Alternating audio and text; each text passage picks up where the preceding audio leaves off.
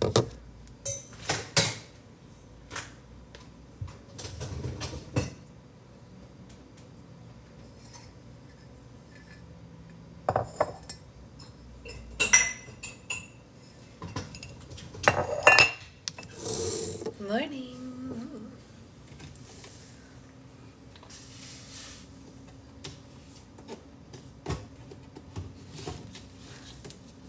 Morning, morning, morning.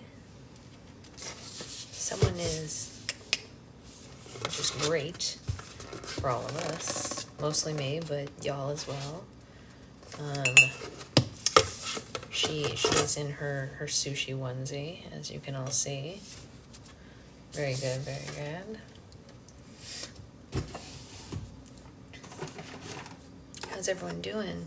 Anyone doing anything interesting today? Anyone going to any of the protests today? The New King's Day protests? You probably all saw my video that I'm unable to go because of her, but last night was so fun that we're doing it again today at 3 p.m., Avery. What a win for all of us. Hey, Isabella. Good morning to you. Good morning to you. Good morning to you. Good morning to book club. Why is this the happy birthday song?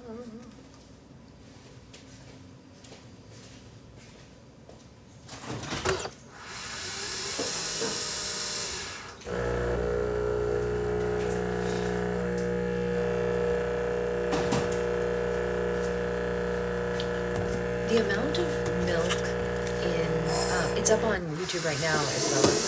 Rough morning, probably won't be going to YouTube. Yes, I mean, same reason I thought as well. Wait, what breaking news? What do we miss? Yeah, tell me, Amanda. There's a few here in Alabama. I'm going to try to go, but I have to go. Yeah, well, all important things.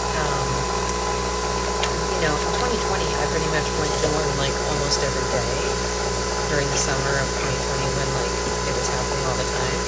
In New York. There's actually videos still up on the page from it, but I just can't, you know, I want to sleep early because I'm not well. I know, I'm so sorry. The amount of milk we go through in this house is outrageous.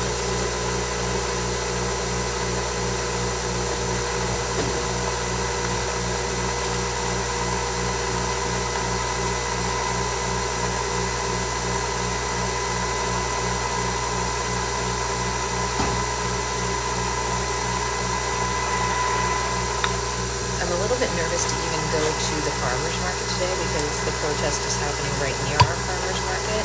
So I'm like, is it safe to bring the baby to the farmer's market? I don't know. Probably. It's probably fine. It's not that I don't trust the protesters. I don't trust the other people. You know what I mean? Sinuses. Oh. Do you ever do flushes? Like a neti pot or anything like that? Yeah, we gotta keep the baby safe. For sure.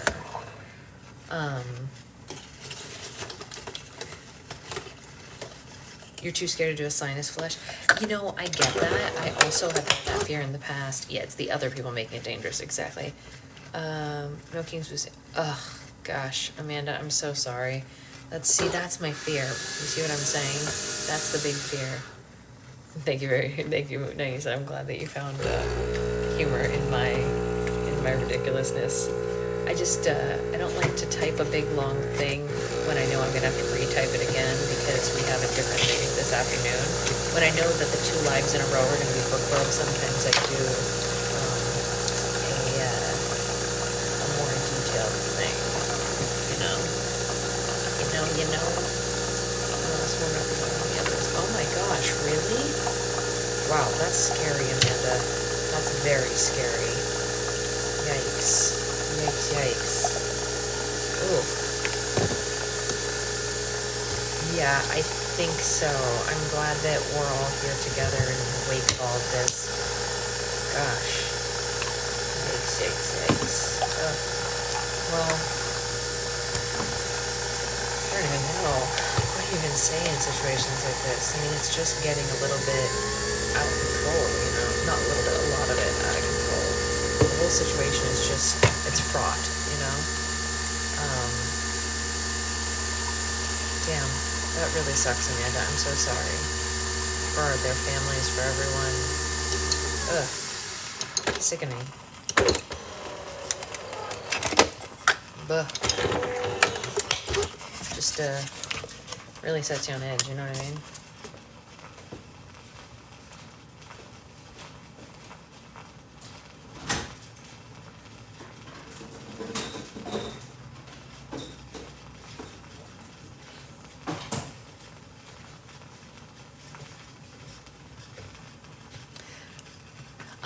No Kings is a protest happening today all over the country. Basically, exactly what it sounds like. You know, putting forth the concept from the American public to the government that we are not a monarchy, we are not a dictatorship. This is a constitutional republic, and yeah, it's a protest saying like, hey, we don't like what you're doing and you don't have unilateral power here, which is, the reason it's No Kings is because it's like very similar to the way that the country was founded, actually, which is no king there either, you know. 1776 and, well, 1774, 5, and 6 really, were just like protests like crazy about this exact same thing. No kings, you know.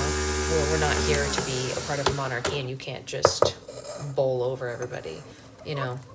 I don't know if any of you saw the whole thing with the representative who was detained. He was detained in his own state for asking questions to a cabinet member at a press conference. So, like, the appropriate place for questions, a press conference, that's a place for questions, and he's a representative in his own state, and he was detained for peacefully asking questions. There's video, it's live. He didn't cause a ruckus, he was just asking questions. And that's scary, because if they are willing to detain a United States representative, the rest of us are not safe either. No one is safe. A press conference is absolutely a place where you should be welcome to ask questions. Yeah, it's insane, Brianna, and we all know it's not true. I mean, if you see the uncut footage, he was just asking questions.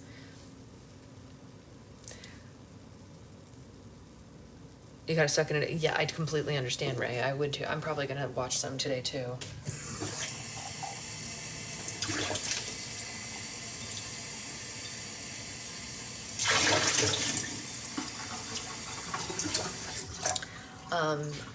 I'm in Alabama. It's hard to live around here in the... Oh, Brianna, please, I feel for you.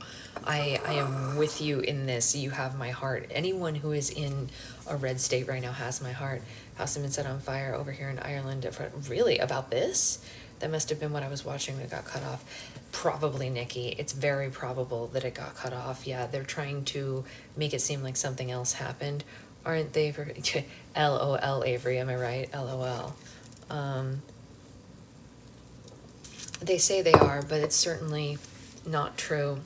I don't know if you saw here in Los Angeles, a 9-month pregnant woman was detained and forcibly like held, and she was like they were roughly holding her, and she was like, I can't fight back, I'm very pregnant.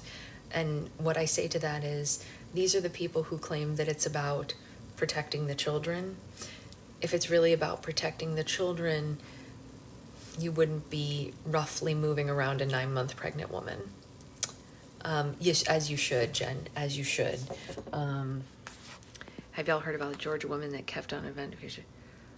Oh, I didn't hear about that one, Brianna. I'm so sorry. Oh my God. Oh, gosh. It's just awful, you guys. It's just awful.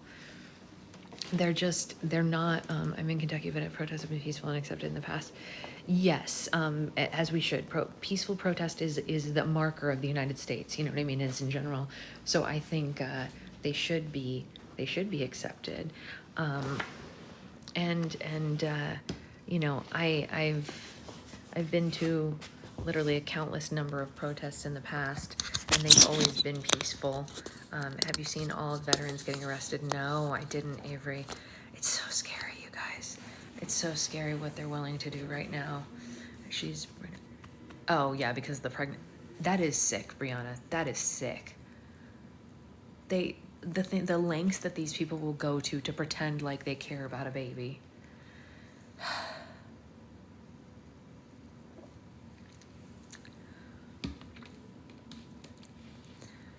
Also medically not possible for baby to develop normally that way.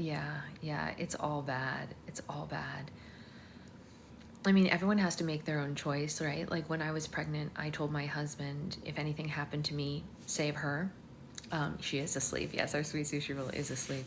I made the choice that when I was pregnant, if anything happened to me, I wanted him to save her. Like that was the choice that I made, but that was my decision. You know what I mean? The family's being forced to pay for the care. Oh my God. Oh, it's gut wrenching. It just hurts. Like if it was my sister or something.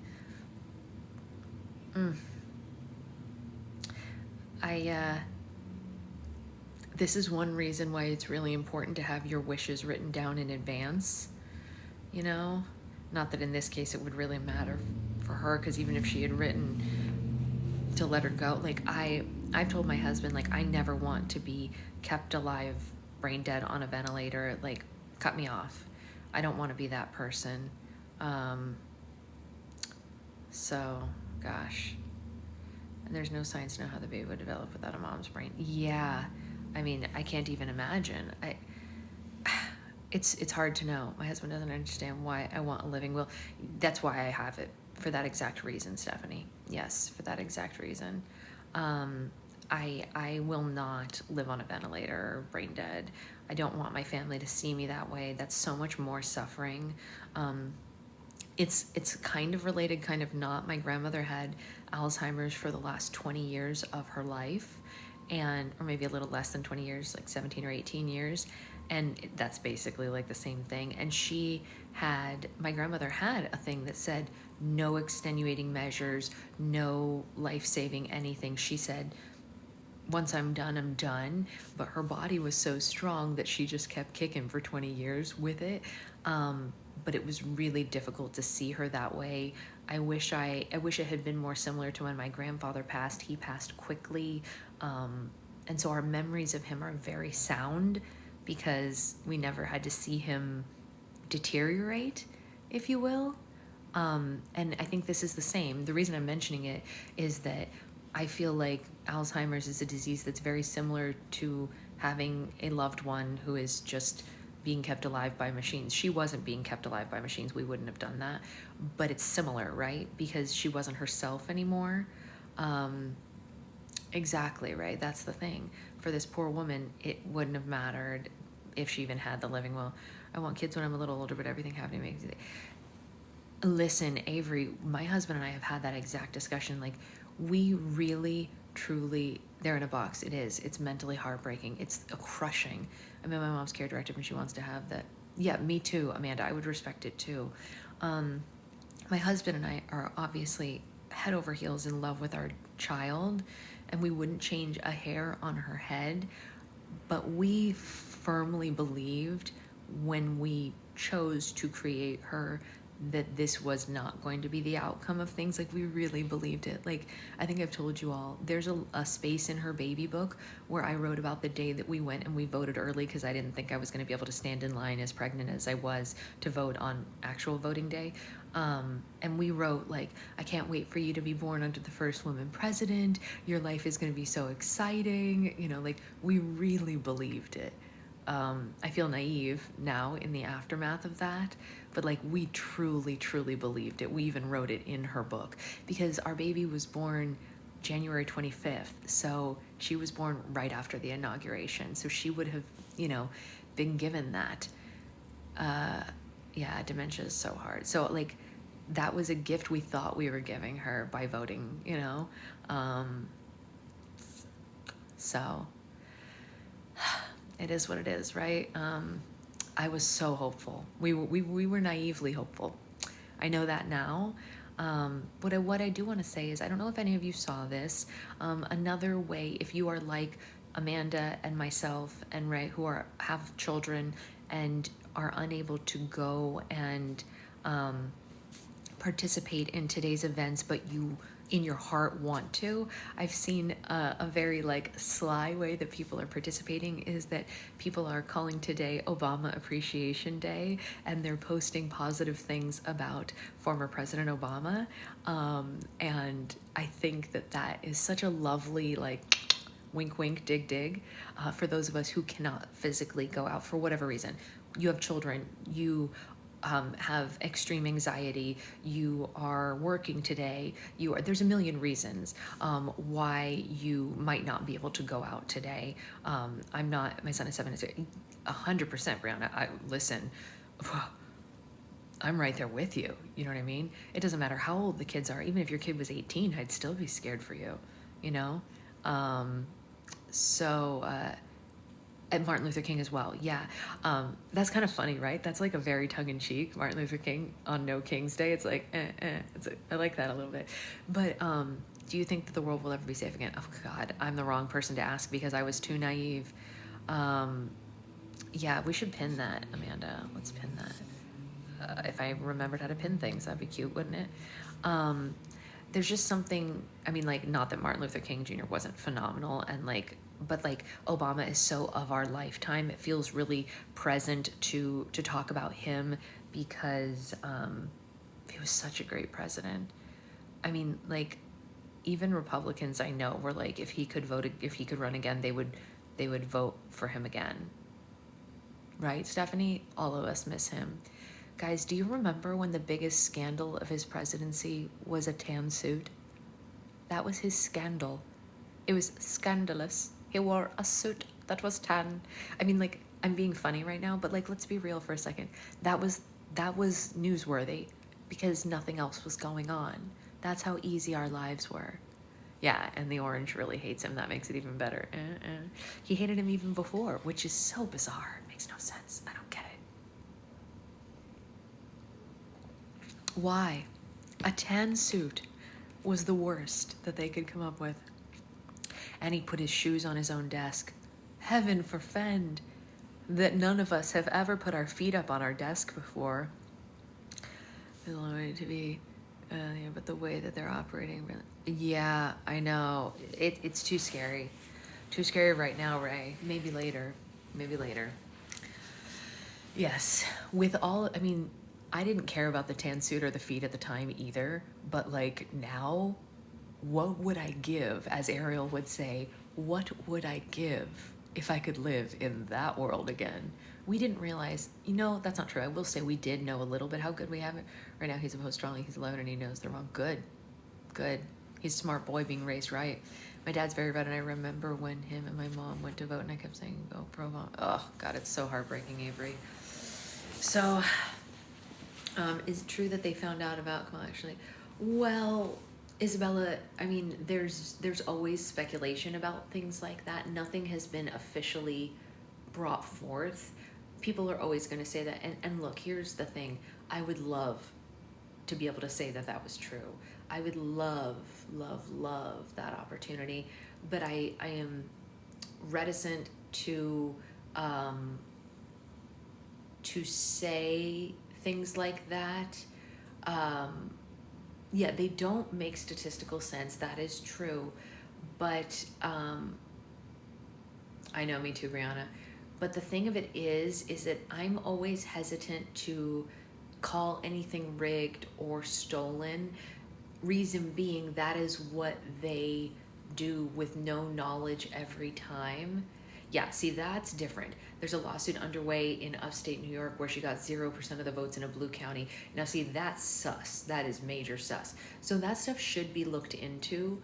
My feelings on Elon Musk in general are that he is scary, and that anyone with that much money who believes that they should have that much power should be looked at with fear.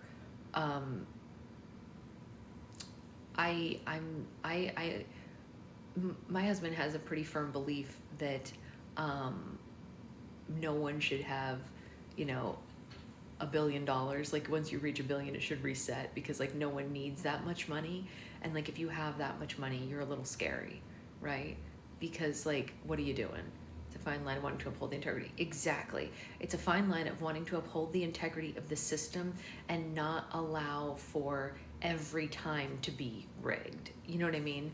So having a zero count is super sus. The fact that they ever even would allow that, even someone who's trying to rig something, putting a zero number is just insanely suspicious. Like, why would you even do that?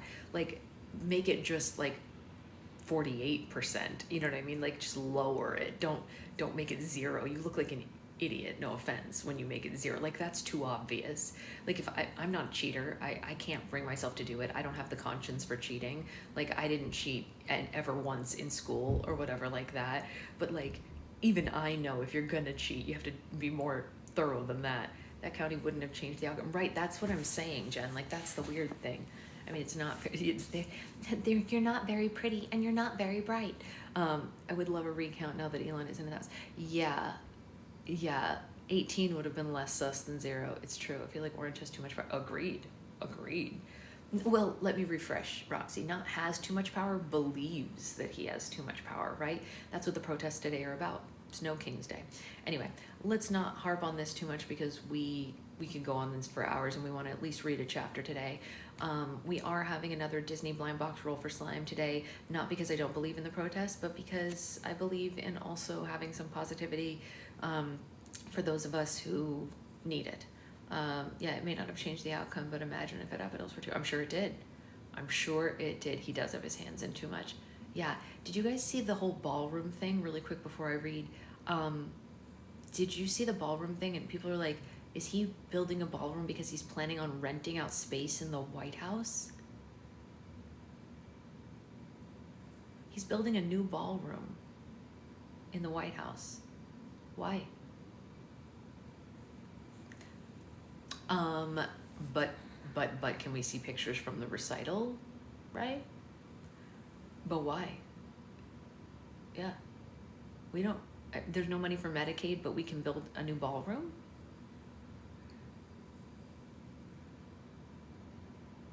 You know? It's actually this afternoon, Isabella, so you'll probably be okay because it's happening at 3 p.m. my time, so it's earlier than usual. So you should be fine. I have no idea, Jen. I have no idea. But anyway, let's read chapter 18 of this book that is a little too real. There's no need. No, there's no need for any of it. No need for any of it. No, I haven't seen that. Like what? No, it's insane. How is that something that's important right now? I agree, Avery. What are we talking about here? A ballroom? It's crazy. You know what the other hard thing for me is right now is that it's almost impossible to know what's real and what's not. This is one of the reasons that I am so anti-AI. Like, it's so prevalent now and it's killing me. It's killing me. There's just too much falsehood out there. I don't like it. We've gone too far, you know? That's true. I'll give you that. But if that was all it was, Liz, I know she sleeps so well right now.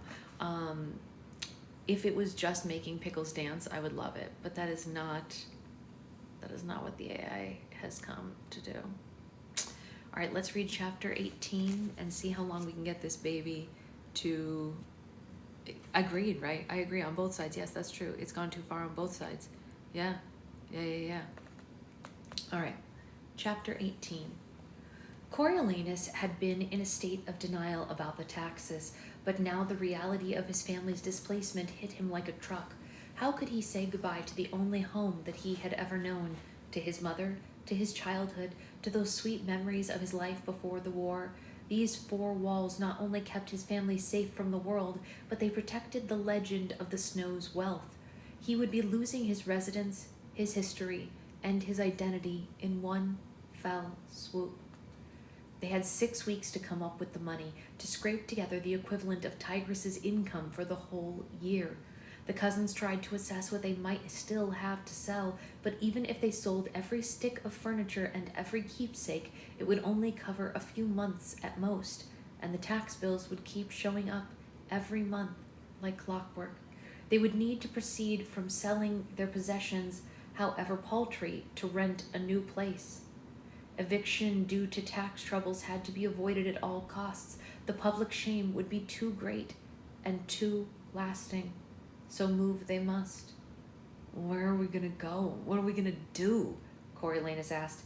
Well, we're not going to do anything until the Hunger Games are finished. You have to focus on them so that you can get that plinth prize, or at least some other prize. I'll handle this end, she said firmly, and she made him a cup of hot milk laced with corn syrup and stroked his throbbing head until he fell asleep. He dreamed violent, unsettling things, replaying the events of the arena, and awoke as usual. Hey, Brittany. Jen of Panem, mighty city, through the ages you shine anew. Would the grandmama still be singing this in their rental in a month or two? Would she be too humiliated to raise her voice again? For all his derision of the morning recital, the thought saddened him. As he dressed, the stitches on his arm pulled, and he remembered that he was supposed to drop by the Citadel to get checked. Dark red scabs had settled on his scraped face, but the swelling had abated. He dabbed some of his mother's powder on it, and while it didn't really cover the scabs, the scent did soothe him a bit. Their hopeless financial situation made him accept the tokens that Tigris offered without hesitation. Why bother pinching pennies when the dollars had fled so long ago? On the trolley, he choked down his nut butter on soda crackers and tried not to compare it with Ma Plinth's breakfast rolls. It crossed his mind that given his rescue of Sejanus, the Plinths might provide a loan or even a payout for his silence, but the grandmama would never allow that, and the idea of a Snow groveling before a Plinth was unthinkable. The Plinth prize, though, was fair game, and Tigris was right. The next few days would determine his future, and the academy, the 10 mentors drank their tea and readied themselves for the cameras. Every day brought them more scrutiny. The game makers had sent over a makeup person who managed to tone down Coriolanus's scabs and gave his eyebrows a little shape while she was at it. No one seemed in the mood to talk about the games directly, except for hilarious Heavensby, who could talk of nothing else. 3 p.m., let's see, it's almost 9, so 10, 11, 12, 1, 2, 3, 6 hours? Yeah. Well, it's different for me, Hilarious said.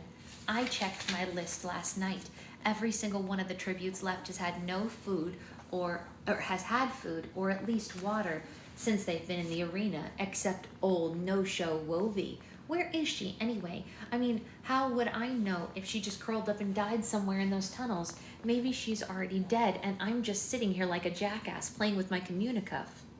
Coriolanus wanted to tell him to shut up because the other people here had real problems, but instead he maneuvered himself into the seat at the end, next to Festus, who was deep in discussion with Persephone.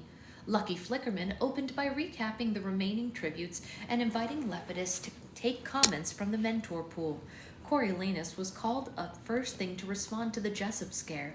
He made a point of complimenting Lysistrata's brilliant handling of the rabies situation, thanking her for her generosity in the last minutes of Jessup's life. He turned to the section where the fallen mentors sat and asked her to stand and invited the audience to give her a round of applause. Not only did they oblige, but at least half of them stood up while Lysistrata looked embarrassed. He thought she didn't really mind, though. Then he added that he hoped to properly thank her by fulfilling her prediction that the victor would be a tribute from District 12, namely Lucy Gray. The audience could see for themselves how clever his tribute had been, and they shouldn't forget how she stood by Jessup until the bitter end. Yes, it's such a good book, Andrea. It's such a good book.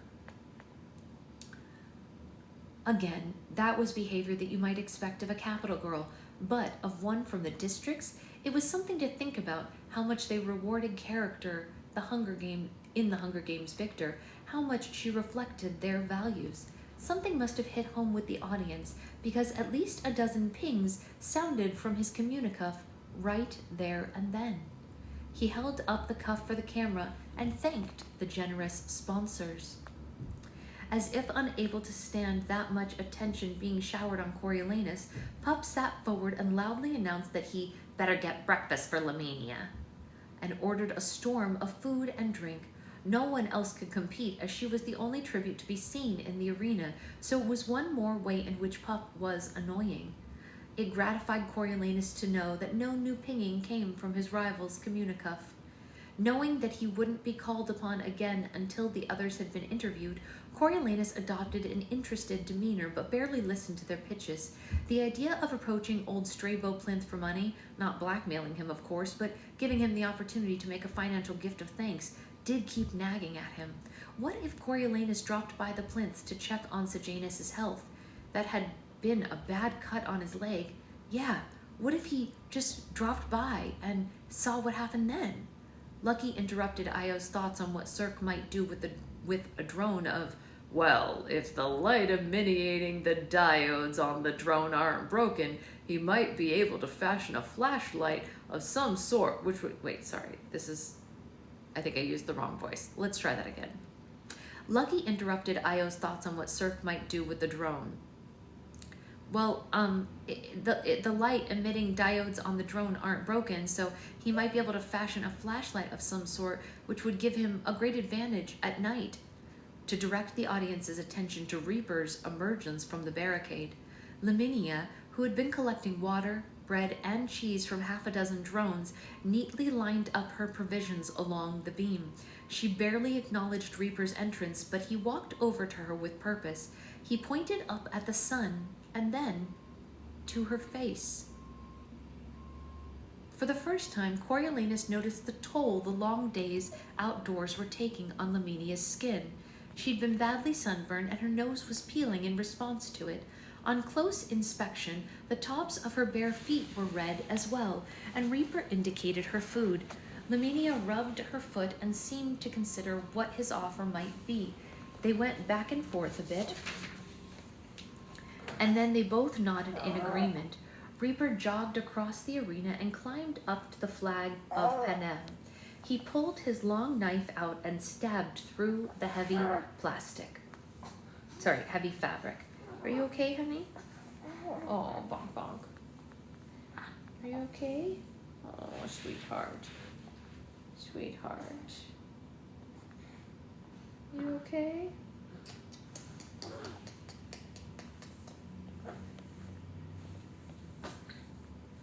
Hey, are you okay? You don't have to wake up. You can stay asleep, honey. Oh, honey. You want to sleep?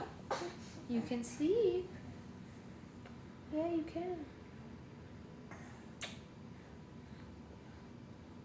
You want to stay asleep?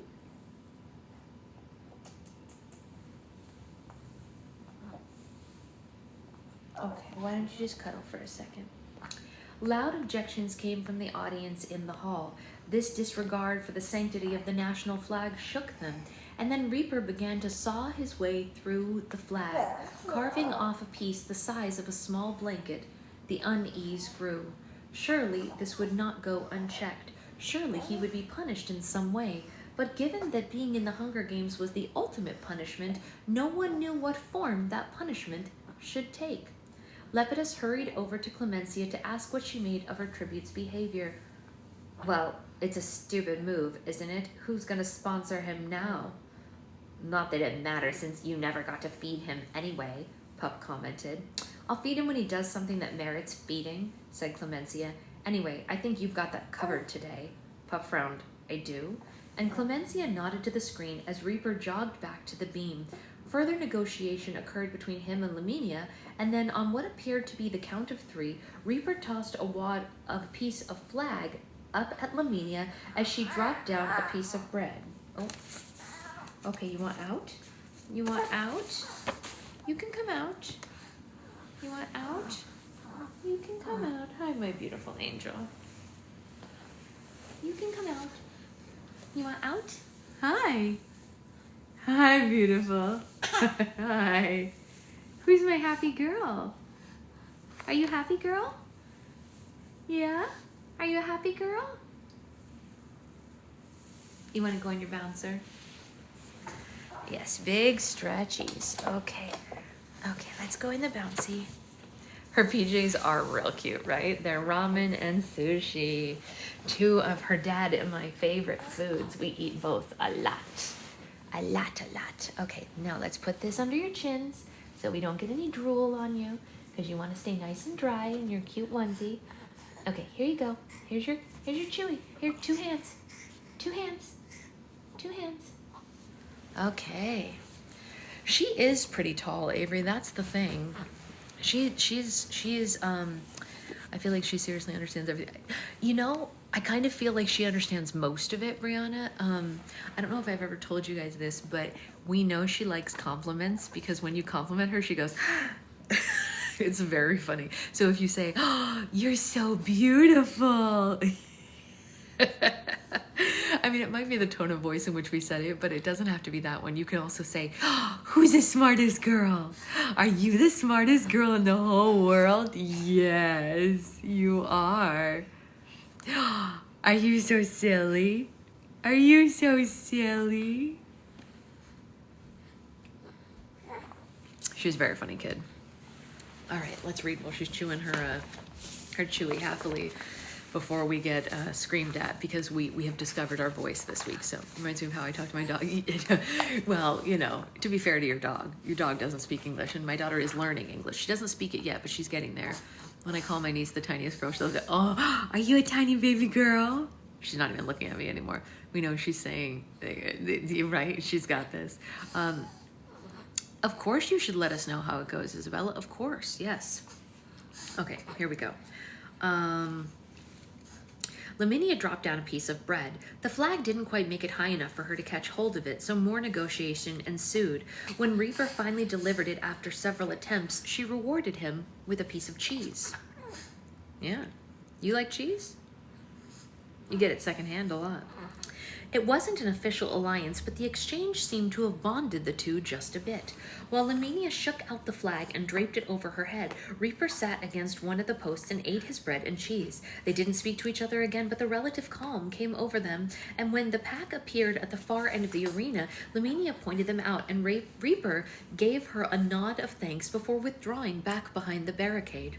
Coral, Mizzen, and Tanner sat in the stands and made eating motions. Festus, Persephone, and Domida all obliged them, and the 3 tributes shared bread, cheese, and apples dropped by the drone. I'll genuinely sit there and eat the Mexican-style cheese. I mean, why not? It's delicious. Back in the studio, Lucky had brought his pet parrot, Jubilee, back to the set and spent several minutes trying to coax it by saying, well, hi, handsome, to Dean Highbottom. The bird, a depressed creature in the midst of battling mange, perched wordlessly on Lucky's wrist as the dean folded his hands and waited. Oh, come on, say it. Come on. Hi, handsome. Hi, handsome. I don't think he wants to say it, Lucky, Dean Highbottom said finally. Perhaps the bird doesn't find me handsome. Thank you, Nice. I'm glad that you've given me a pity laugh in this. Sometimes I'll throw out a joke like that, and I love that you guys have the same sense of humor as me. What? No, he's just shy in front of strangers. Lucky held out the bird. Would you like to hold him? The dean leaned back. No. Lucky pulled Jubilee back to his chest and stroked his feathers with a fingertip. So, Dean Highbottom, what do you make of it all? All what? Dean Highbottom asked. All this stuff. All this different stuff happening in the Hunger Games. Lucky waved his hand in the air. All of it. Well, what I'm noticing is the new interactivity of the games, said Dean Highbottom. Lucky nodded. Interactivity. Yep, go on. Right from the beginning, even before, actually. When the bombings occurred in the arena, it not only took out participants, but it changed the landscape as well, the dean continued. Changed the landscape, yeah, Lucky repeated. Yes. Now we have the barricade, the beam, access to the tunnels. It's a brand new arena, and it's made the tributes behave in a brand new way, the dean explained. And we have drones, said Lucky. Exactly right. Now the audience is an interactive player in the games. Dean Highbottom inclined his head toward Lucky. And you know what that means. What? said Lucky. The dean spoke the next words slowly, as if to a small child. It means we're all in the arena, Lucky. Lucky furrowed his brow. Huh? I don't quite get that. She thought that was hilarious. She's laughing. She thinks that Daddy's funny.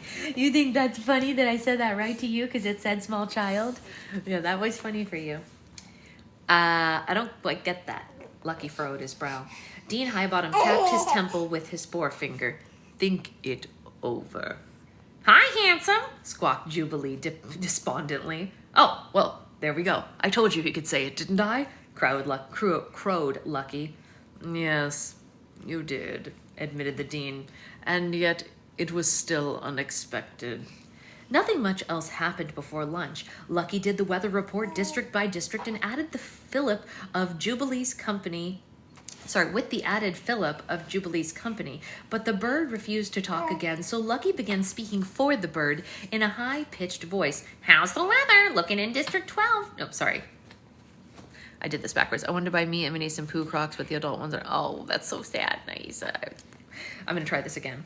How's the weather out in District 12, Jubilee? They've got some snow, Lucky. Snow in July, Jubilee? Coriolanus snow.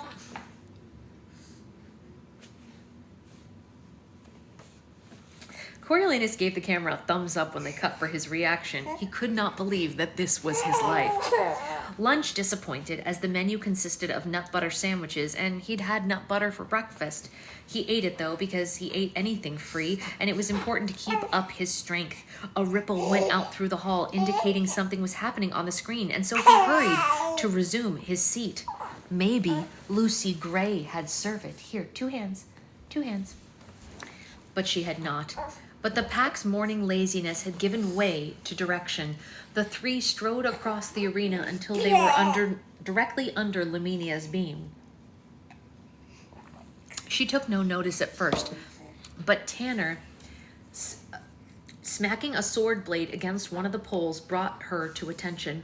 Laminia sat up and surveyed the pack, and she must have sensed a change in the air because she pulled out her axe and her knife, and she polished them on the flag.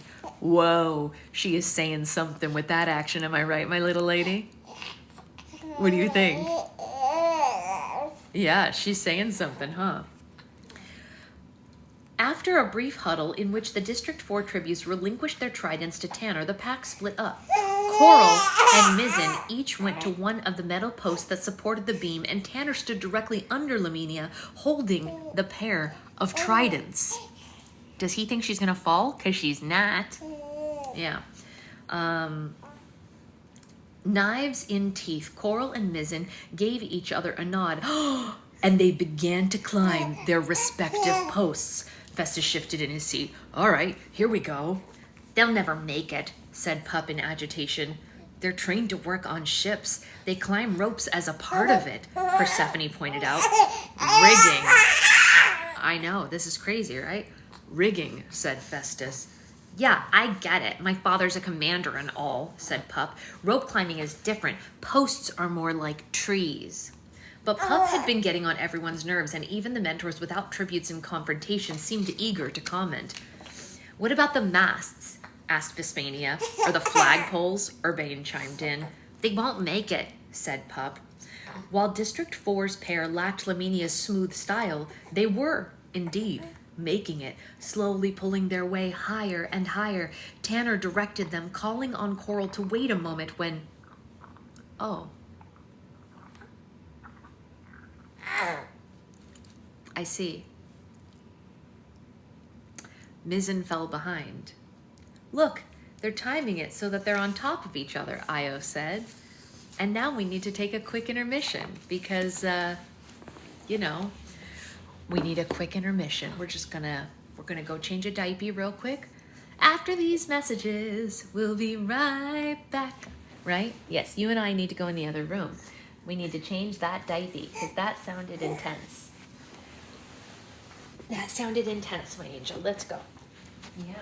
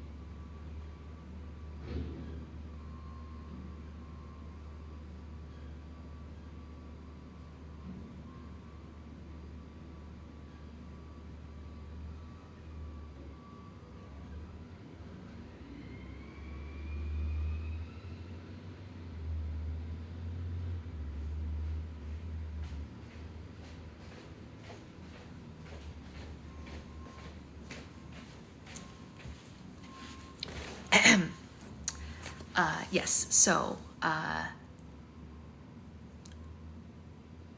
we're in a new outfit now, if that tells you anything about what happened, and she's hanging out with her dad now in her new clothes. I cleaned her up and gave it to him. It was a lot. It was a lot, yeah. Yeah. Yeah. It was an awesome onesie. It is a bit unfortunate, yes. So much for Sushi for the day. Poor Sushi Sleeper is soaking in the sink now. Yeah, she had to get it out. It's right. But the sushi sleeper is now soaking in the sink. I hear the garbage truck and I'm thinking it's outside my window. Oh, was it here? I didn't hear it, but I was in the other room. All right, so let's continue. Where were we?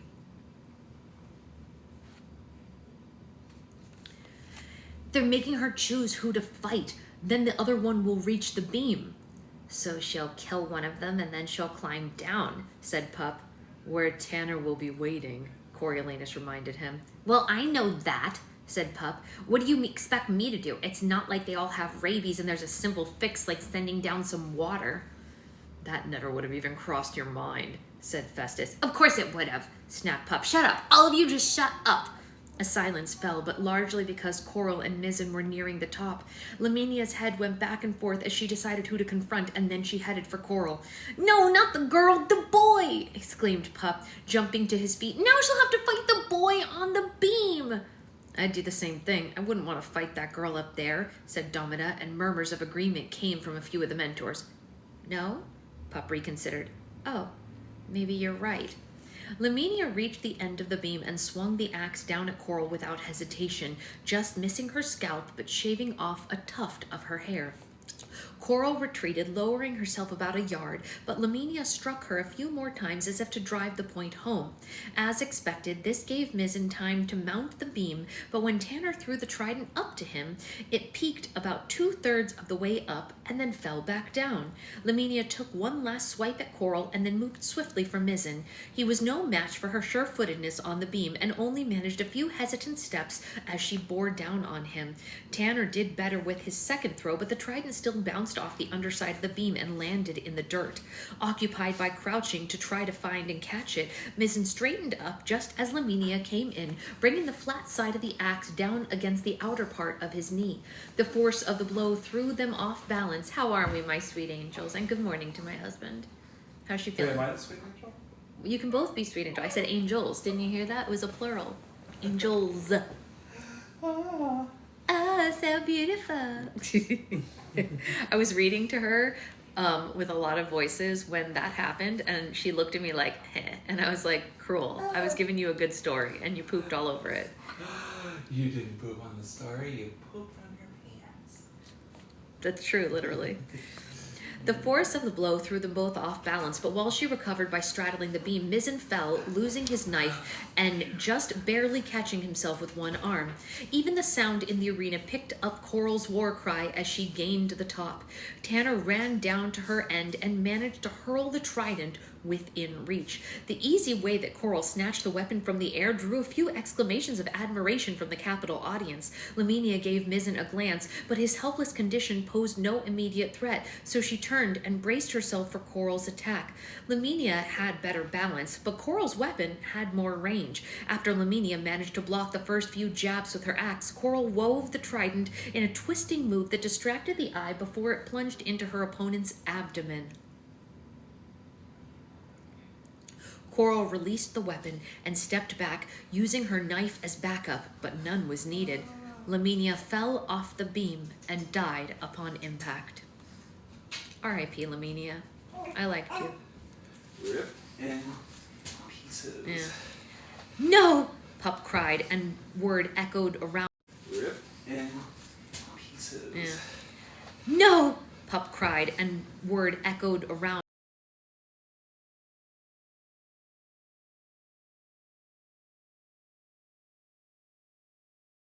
Mike. He slammed his chair down next to Livia and strode out of the hall. Coriolanus thought that he was trying not to cry. Coral crossed to Mizzen and Livia and strode out of the hall.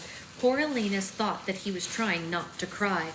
Coral crossed to Mizzen and stood himself down the pole, closely followed by Coral, who picked up the unused trident from where Tanner had abandoned it.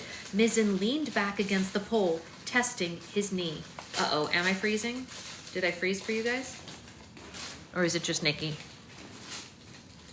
It's frozen for all of you. Uh-oh. Am I back? What was the last thing you heard?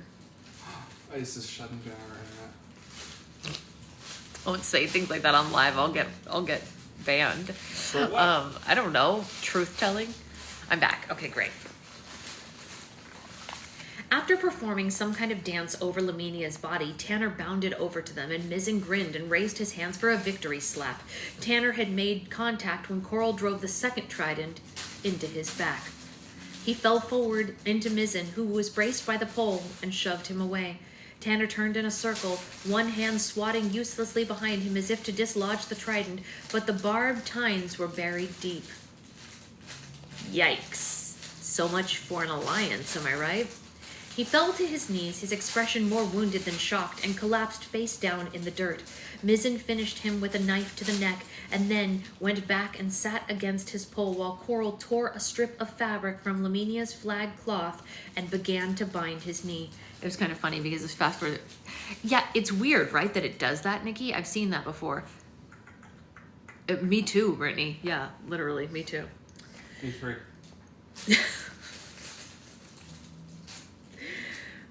At the studio, Lucky's face stretched into a comical mask of shock. Well, did you see what I just saw? Domida had quietly gathered her things, her lips pressed together in disappointment. But when Lepidus pushed the mic at her, she spoke in a calm and detached voice. It's a surprise. I thought that Tanner might win this thing, and he probably would have if his allies hadn't just betrayed him. I guess that's the takeaway. Be careful who you trust. And out of the arena, Lepidus said, nodding sagely. Everywhere. Domida agreed. You know, Tanner was a very good-natured sort of person, and District 4 took advantage of that, she said sadly, and looked at Festus and Persephone, suggesting that this reflected badly on them, and Lepidus gave a disapproving click of his tongue. Yes, it's one of many things I've learned from being a mentor. Oh, sorry, that's her. Yeah, it's one of many things I've learned from being a mentor in the Hunger Games. I'll always cherish my experience here, and I wish all the remaining mentors the best of luck. Well said, Domida. I think you've just shown your fellow mentors how to be a good loser, said Lepidus. Now, back to you, Lucky. The cut revealed Lucky trying to lure Jubilee off the chandelier with a cracker. What, aren't you gonna talk to the other one? What's his name, that, commander's kid? He declined to comment, said Lepidus. Well then, let's get back to the show, shall we? Said Lucky. The show was over for the moment, though, and Coral finished bandaging Mizzen's knee and collected their tridents, yanking them from the victim's body. Mizzen limped as the pair walked hurriedly across the arena to their preferred tunnel. Hey, Mom. Satria came over and had the mentors rearrange their chairs in 2 neat rows of 4. Io, Urbane, Clemencia, and Vespania were in front. Coriolanus, Festus, Persephone, and Hilarius were in the back. The musical chairs continued.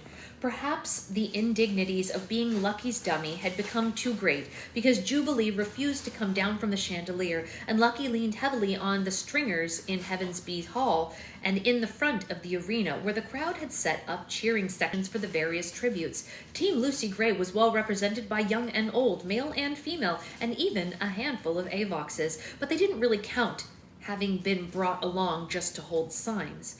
Coriolanus wished Lucy Gray could see how many people loved her. He wished that she knew how he advocated for her. He'd become more active, pulling Lepidus over during quiet stretches and praising Lucy Gray to the skies. As a result, her sponsor gifts had reached a new high, and he felt confident that he could feed her for a week. There was really nothing left to do but watch and wait. Treach came out long enough to snag Laminia's axe and for Vespania to feed him. Tesley retrieved another fallen drone and collected some food for Urbane.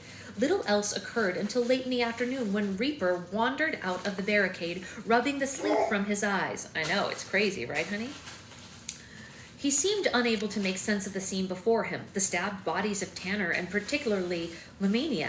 After walking around after them for a time, he lifted Laminia up and carried her over to where Bobbin and Marcus lay and arranged the 3 in a row on the ground. For a while, he paced around the beam, and then he dragged Tanner over beside Laminia. Over the next hour, he collected first Dill and then Sol, adding them to his makeshift morgue. Jessup remained the only one left out. Reaper was probably afraid of contracting rabies. Once he'd neatly lined up the others, he swatted at the flies that had gathered, and after pausing for a moment in thought, he went back and cut off a second piece of the flag, draping over their bodies, causing another wave of outrage in the hall. Reaper shook out Laminia's flag remnants and tied it like a cape around his shoulders. The cape seemed to inspire him, and he began to spin slowly, looking back over his shoulders to watch it fly out behind him. He ran then, spreading his arms out as the flag streamed in the sunlight. Exhausted by the day's activities, he finally climbed to the stands, and he waited. "Oh, for heaven's sake, feed him, Clemmy," said Festus. "You mind your business," said Clemencia. "You're heartless," Festus told her. "I'm a good manager. It could be a long Hunger Games." She gave Coriolanus an unpleasant smile. "And it's not like I've abandoned him." Coriolanus thought bleh, bleh, bleh, bleh, bleh. Should I not give her this? Sorry. It's hard to focus when it's crunchy. We will silently read about colors. Oh, thank you. You guys could read the crunchies in the bedroom. That's true. She knows that room is for... She's angry about it? Yes. All right, well, I'm reading to her, so she'll think that that's what we're reading. Yes. Coriolanus thought about inviting her to the Citadel for his follow-up appointment. He could use some company, and she could visit her snakes. 5 o'clock rolled around with the dismissal of the student body, and 8 remaining mentors gathered for beef stew and cake. He couldn't say that he missed Domida, and certainly not Pup, but he missed the buffet that had been provided between him and the likes of Clemencia, Vespania, and Urbane. Even Hilarious, with his woeful tales of being a Heavensbee, had become a strain on them. When Satria released them around 8 o'clock, he headed straight for the door, hoping it wasn't too late to have his arm checked. The Citadel guards recognized him, and after they searched his book bag, he was allowed to keep it and go down to the lab unescorted. He wandered a bit before finding his destination, and then he sat in the clinic for half an hour before the doctor appeared. She checked his vitals, examined his stitches. They were doing their job, and they told him to wait. An unusual energy filled the lab. Quick footsteps, raised voices, impatient commands. Coriolanus listened hard, but he couldn't make out the cause of the activity. He did hear the words arena and games whispered more than once, and he wondered about the connection. When Dr. Gall finally appeared, she made only a cursory check of his stitches. "Another few days," she confirmed. "Tell me, Mr. Snow, did you know Gaius Breen?" "Did I?" asked Coriolanus, picking up on the past tense immediately. "I mean, I do. I know him. We're classmates. I know he lost his legs in the arena, but does that mean that he's..." "He's dead. Complications from the bombings," said Dr. Gall. "Oh, no." Coriolanus couldn't process this. Gaius was dead? Gaius Breen? He remembered a joke that Gaius had told him recently about how many rebels it took to tie his shoe. "I never even visited him in the hospital. When's the funeral?" "Oh, that's all still being worked out. You must keep it to yourself until we make the official announcement," she warned him. "I'm only telling you this now so at least one of you will have something intelligent to say to Lepidus. I trust that you can manage that, can't you?" Yeah, of course. It'll be strange announcing it during the games, like victory for the rebels or something," said Coriolanus. "Exactly! But rest assured, there will be repercussions. In fact, it was your girl who gave me the idea. If she wins, we can compare notes, and I haven't forgotten that you still owe me a paper." She left, pulling the curtain closed behind her. Free to go, Coriolanus buttoned up his shirt and collected his book bag. What was he supposed to write about again? Something, bless you. About chaos? Bless you again. Control? Contracts? He felt fairly sure that it did begin with a C. He approached the elevator and he found a pair of lab assistants ahead of him trying to maneuver a cart into the car. On the cart sat a large tank filled with the snakes that had attacked Clemencia. "Did she say to bring the cooler?" one of the assistants asked. "Not that I remember," said the other. "I thought that they'd been fed, but I guess we better check. If we're wrong, you know she's going to go ballistic." Then she noticed Coriolanus. "Sorry, we need to back out of here." "Yeah, no problem," he said, and he stepped aside so that they could wheel the tank out. The elevator doors closed, and he could hear the whir of the ascending. Sorry, we'll be back in just a minute," the second assistant said. "Yeah, no problem." Coriolanus repeated, but he was beginning to suspect a very great problem. He thought of the activity in the lab and the games being mentioned, and Dr. Gall promising repercussions. Where are you taking the snakes? He asked as innocently as possible. Hi, sweetheart. You're okay. Hi, my precious angel. You're okay. Oh, we're just taking them to another lab, said one, but the other assistant exchanged a look with them. Come on, the cooler takes two. The pair receded into the lab, leaving him alone with the tank. In fact, it was your girl who gave me the idea. His girl, Lucy Gray, who made an entrance into the Hunger Games by dropping a snake down the mentor's daughter's back. If she wins, we should totally compare notes. Notes about what? How to use snakes as a weapon? He stared into the undulating reptiles, imagining them being let loose in the arena. What would they do? Would they hide? Would they hunt? Attack? Even if he knew how snakes behaved, which he didn't, he doubted that these would conform to any norms as they were genetically designed by Dr. Gall. With a sharp pang, Coriolanus had a vision of Lucy Gray in their final meeting, clutching his hands as he promised her that they could win.